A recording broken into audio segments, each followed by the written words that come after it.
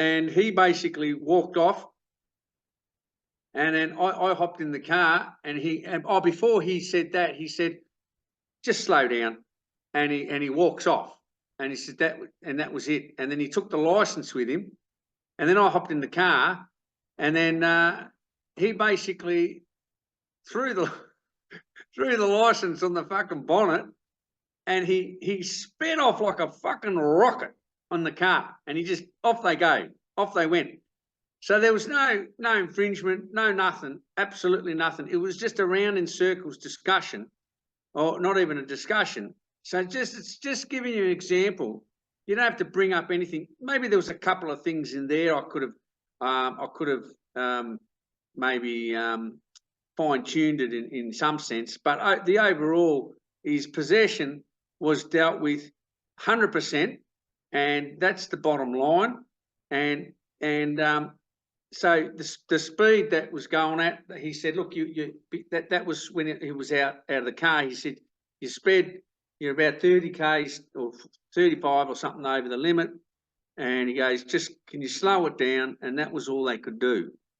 No tickets, no nothing, and that's it. And off they went. So there you go, boys and girls. That's all from that stupid way of this nutcase me actually doing what I'm doing. So it just shows that reduction of intelligence when it comes to possession 101, which is have, got, your, give, take, mine, anything to do with possession. You're actually asking, what do you mean by have? And the so-called authorities of this nation, probably all around the world, they can't go with anything, because there's nowhere to go with that, because any information that comes out of the mouth is just reduced to zero. That's how it works. Nice and simple. But unless you actually do it and try it, you'll never actually know it. So there was 3 cop cars there, and they all reported back to the mothership, and basically it's like let this one go. You know, there's no droids here in this town. And that was at 4 o'clock in the morning, and I was pretty tired. I was actually pretty tired, and yeah. Anyway, blah blah. So it just gives you an example that when you're living this way, when I say living it, you're not becoming lazy in how you speak. You start listening to what comes out of that pie hole, instead of bringing up claimants and all that kind of garbage, and who's claiming I made a claim and all that. I mean, that's fine to understand the engineering of it, which is really important. But to deal with possession, it happens in the moment. In the first 3 words that the copper or the policeman open up their mouth, they will speak. Every statement will have a possessive term. And it is a loaded gun, and they need to establish that you are in possession of the possessor's property. That's it. That's the bottom line. That's the game that's out there. And if you're in possession of that property, you will follow the paper trail to jail, to court, all over the countryside. It'll follow you forever. So if you're making statements, you're making claims, same thing, statements, claims, and you're not dealing with possession, that just gives you an example. That was 9 minutes. I was on the side of the road probably 13 minutes. That was fairly long, mainly because, I don't know, maybe I smelt a little bit like cannabis or something. I don't know. I might, who knows what I'm rubbing up against nowadays. I don't even smoke the stuff, or but they say, oh, they can smell it or whatever. What does that smell like? Yeah. So everything comes back to, what do you know about anything? Whatever it is, cocaine, lavender, any kind of cream. Tell me what's in there. What he was saying, when he was saying, tell me about where you're from, or tell me about your name. Tell me. Tell me has got to do with Little Red Riding Hood. Little Red Riding Hood is the little devil, is the little the wolf who's talking to the Little Red Riding Hood, the little girl, asking the little girl, where are you going?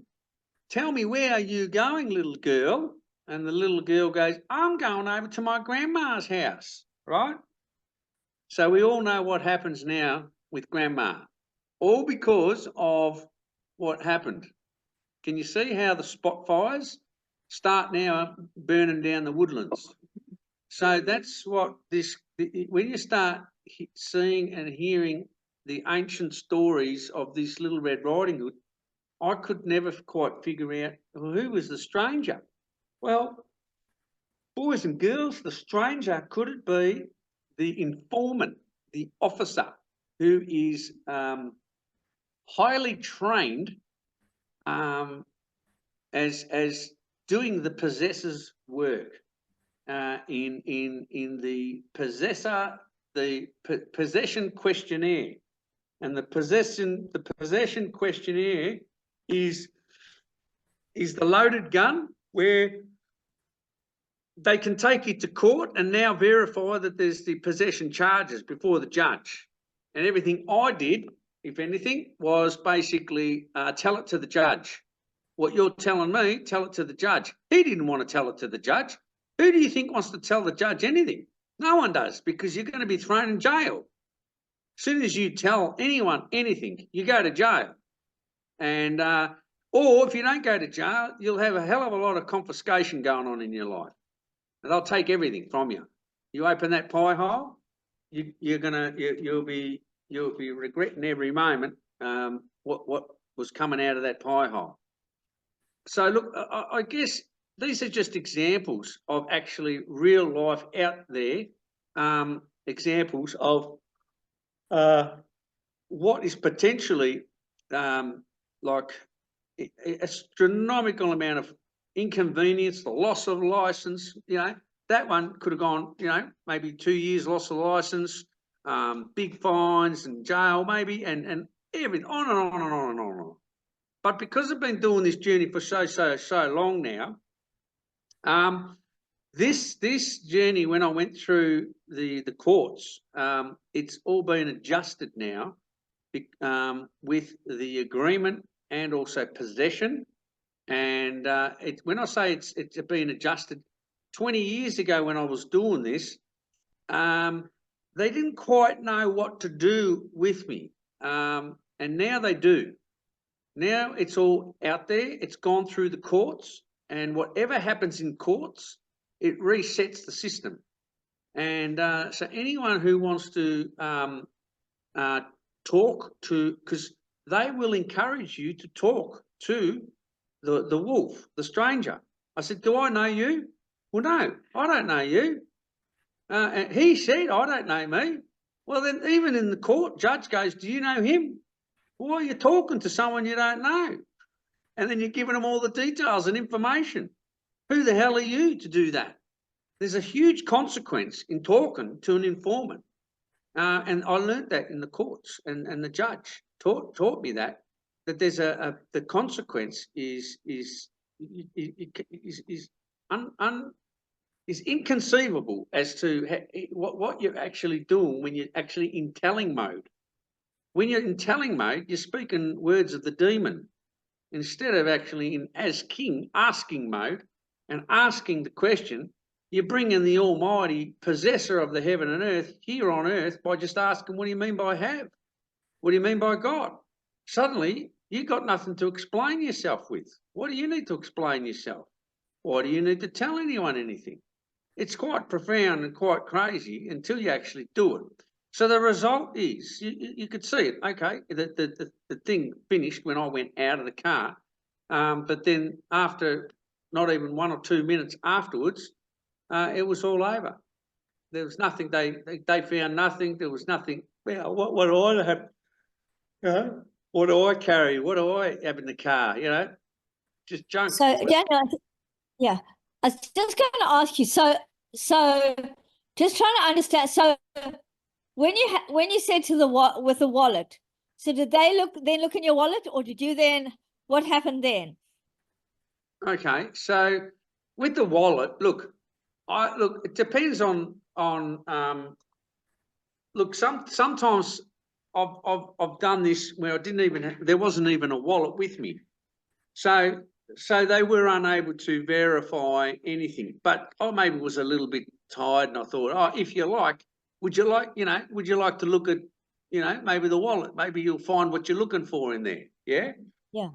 So I was not claiming or anything. I was asking them, would it help if you look in the wallet? Maybe you'll find something you're looking for. And then they verified. Oh, we found it. We found it.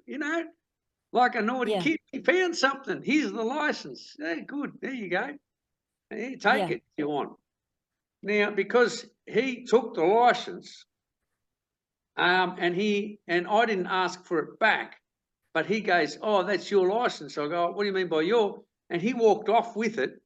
He was the one in possession of the license. And I turned around, but I watched him from the mirror. I watched him, and I saw him. He couldn't hold on to the license. Why? Because I didn't make a claim of the license, and he had to come back and pretty much throw the license into the hands, and he couldn't even verify that I was in possession or holding the license. There was nothing verified from that, you see. But he could not take it. He could not take it. He had to give it back to me. And so now, that's helpful. And with the thing of Daniel, I mean, I found that very interesting. So then obviously he's reading your license and sort of saying, oh, are you Daniel? And then you sort of said, I like just whatever you sort of said about Daniel. I said, it's kind of like, I said something about the name. He says, if it helps, if you need to call me a name, by all means. If you need to call me a name, That's a good one. Yeah. That's not me saying, I'm Daniel Lessig and I'm making a claim. As soon as you go, I am, now you're God. Now you're in you become subject to their authority and their rules and laws, subject to the king. So when when you so when you ask the question, go on. In terms of like getting out of the car, did they then ask you to get out of the car? Yeah, look, he says, look, they're asking me to hop out of the car. They want to do whatever, inspection or whatever. I'll go, well, if it helps, you're not going to look. One thing I learned about if, for example, if you give them reason to pull you over, there are certain safety things they've got to do, which is they need to search a little bit of the car. It wasn't a thorough. They just did a brief, rough, look around. There's nothing here, and that was it. If there was a few more claims that I made, they would go deeper into looking at every particle and follicule and every little piece into the car. But because they had nothing, and it was a very brief skim, and that was it, you see. They didn't. It wasn't something that they had any grounds to go on. So if you've got something, allegedly, if there's something you can pass on to them, then do it. But don't make a claim of it. As soon as you make a claim of it, then it's going to be problematic for you. So whatever you do is listen to what they're saying, and ask the proper question. Most of the time, it's that simple. It's always going to be loaded with somehow some possession or got or have or your, and you just need to, like a naughty child or like a child that asks lots of questions, you need to ask it many, many, many, many, many times, and you just got to go and go with it. That's what I sort of saw, is the thing of like you kept on going back. What do you mean by have? What do you mean by God? What do you mean by have? What do you mean by have? What do you mean by that? So what do you mean by you? What do you know? Never. It's never what do you mean by you? It's always what do you mean by your? Well, you're okay. Yeah. You is just an offer to consider, and then you go, what do you mean? Yeah.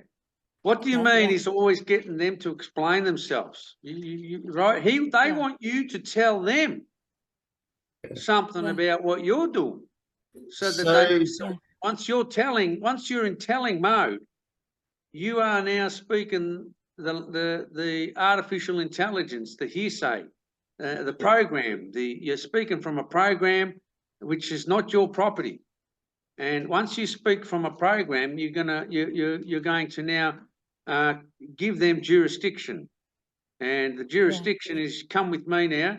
They couldn't even take me to the office or to the police station because there was no grounds to do any of that stuff.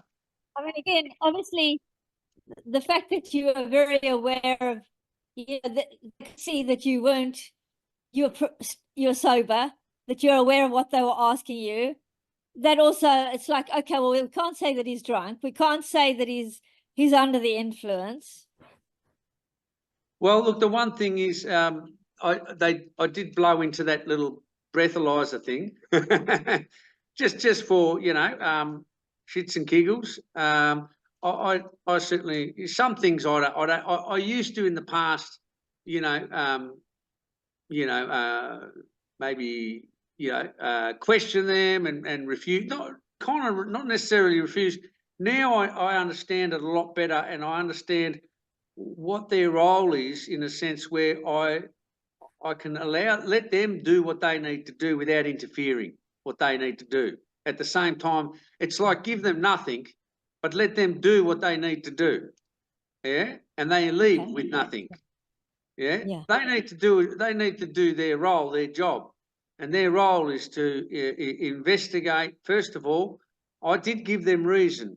Why? The reason was this guy was speeding, and in normal cases, most people would be either the car would be gone on the spot instantly, and that's what when the recording stopped, that the consequences were quite grave. But because there was no claim, there's no consequence. What did they say? Well, we recorded you speeding, we've got witnesses, and we're going to confiscate the car.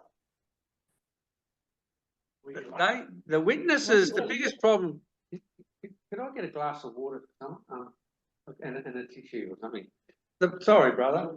So the good question with what George. I'll get it for you. The thing is about witnesses.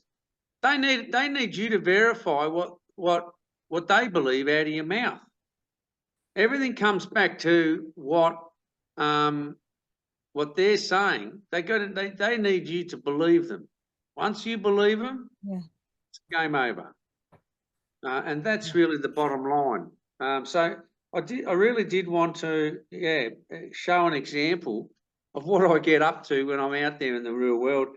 I did this also again. I was allegedly speeding probably 3 months ago. Thanks, George. 3 months ago, where I did the same thing, and no speeding ticket, no nothing, absolutely nothing. And again, every 3 months I could be losing my license because I was going over the thing. But I didn't do this journey for no reason. It's I wanted to see how I can live in this world, be in the world, but not of the world. And there's it's happening right now. It's absolutely incredible. So it's knowing in a way where you're no longer at fear of these guys. It's quite a beautiful thing. And you're not upset with them and angry with them, or you're trying to take them down, and you're not trying to argue with them. You're just questioning them, what it is they mean by what they're saying. What do they mean? And you let them talk to you. You let them talk. You think they're going to tell you anything? And yet you're telling them, a complete stranger. You know what the judge looks at? Anyone who goes to court who talks to a complete stranger, they're the ones who need a psych evaluation, and they need to be locked up in a padded cell. And I said, do I know you? No, you don't know me. Then why the hell am I talking to you? You see what I'm saying?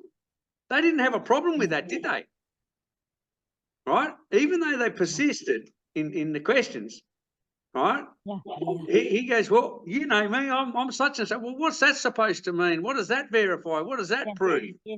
That's just going Yes, by I'm what you from, believe, what I'm you're from saying. Chapel Street. Well, what does that mean? Yeah, there you go. So it's just No, an it's helpful. example. Margaret and Santos and Ra, that there is a way of doing this. I don't know if the guys in the States, Jag, do any of this, but what I might do is I'll send you that recording. So it just gives you a bit of a refreshing perspective on how it works right now, real time, in this day and age, in this world, the world where we're allegedly living in, and how you can do this at airports, on the roads, and these vehicles that were chasing me down, they had more technology in it than James Bond. So they knew me. They were following me for quite a while, and they already sussed me out. And they didn't. There was no detaining, no nothing. So now, did you realize you were being followed? I looked at the rear mirror and I go, ooh, I can see a dark black car quite some distance behind, and I was watching it, and it was steady. It kept a steady pace like this. Okay. Like, you know, it's steady. Like, it didn't speed up. It just steady. And I knew he's coming. And then they went faster and faster.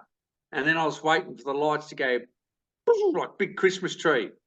Oh, it was massive.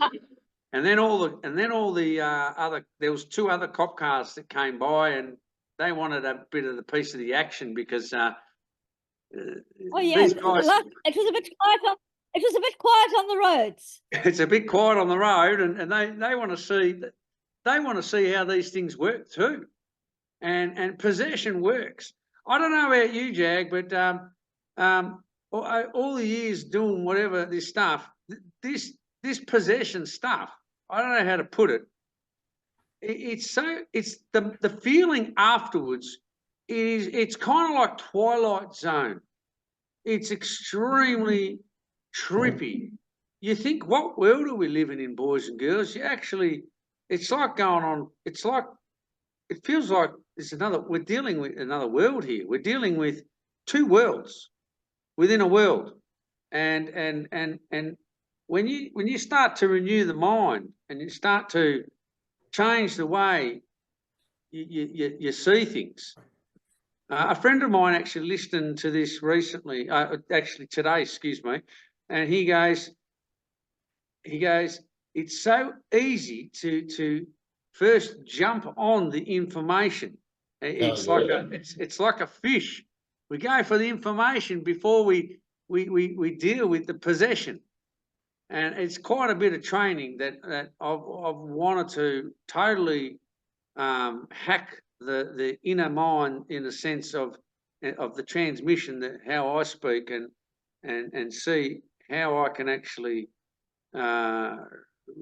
reverse engineer the the way I've been programmed, and start unprogramming by scrutinisation of and starting to see, what do I really know about any of this stuff? You know, words, because it's all about terms and terminology and definition. Definitions is the name of the game. Am I to understand by that one agrees to these terms? Terms are definitions. Terms are words. Terms are, we establishing terms before we go to war. And that's why I ask the questions, is because we're still in negotiation. We're pre-combat. We're pre-contest. So that's why there was no contest. It couldn't go into warfare. Why? Because I see no fault with this man. You know, are you the king of the Jews? Are you saying that I am? Are you saying that I'm an owner? A Jew is an owner. Are you saying I'm an owner? And that's what basically those possessive questions, what do you mean by have? What do you mean by got? What do you mean by your? They're questions basically, are you taking possession of the possessor's property? And this goes back to the court. That's why I said, saying, do you agree with that? And is that agreement between you and me, signed on a piece of paper before the judge? That's got to do with the agreement that you either have with the maker upstairs or downstairs, wherever you want to call it, the agreement that's from the heart, or the agreement that you have with the wooden idols of man. And that's, which is, what is it that we fight with principalities, the flesh and blood, and then the we fight not against flesh and blood, but against powers and principalities and against the rulers of this dark world. That's a very powerful scripture, and maybe you could send that on the Amigos, because that scripture, it says it all. We're fighting against what we believe, and that's the principality. The principalities are all about ownership, and you're taking possession of the possessor's property. That's really all we're looking at, and that's it. And that's why out in the real world, when I say the real world, I'm talking about when you're dealing with the centurions, as I like to call it, the coppers, whatever they believe they are. Without them, how do they sort the wheat from the chaff? Yeah, very hard.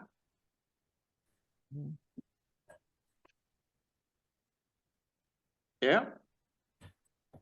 Yep. So what do you mean by your? Yeah, I know. Really? Look, It's beautiful, I found a lot of people. The very few that do it. You see, when you're asking that question, someone said to me once, and it made a lot of sense. Someone said, it feels really weird asking, what do you mean by your?